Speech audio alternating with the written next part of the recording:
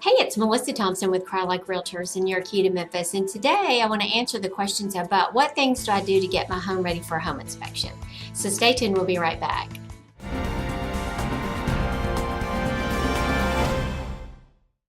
All right, well, welcome back. There's 8 things I want to talk about that you can do to prepare your home to get ready for a home inspection.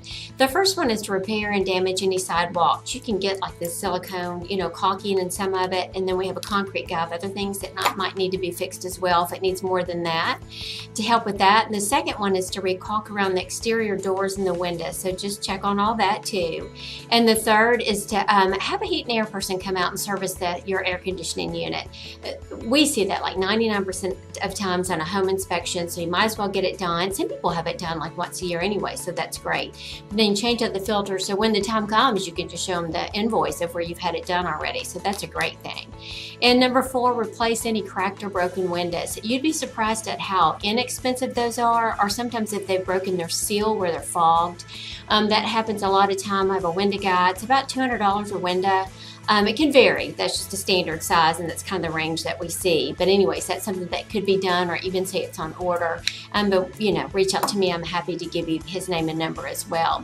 And 5, have the fireplace in the chimney. You've got a chimney guy that can inspect that too. So we've got a couple of guys that we can refer to as far as that.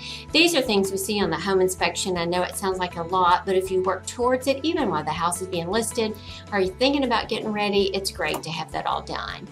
6, just hire a plumber, or if you can do it yourself to fix leaky faucets. A lot of time we see where the toilet's not secure. So if you see any leaks or small drips or around the faucet, in the sink, so just fix those kind of things.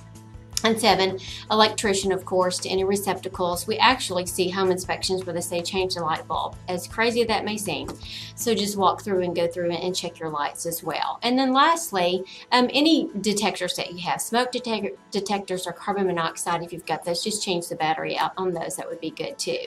So anyways, that's just our list of questions that we have about people getting ready for a home inspection.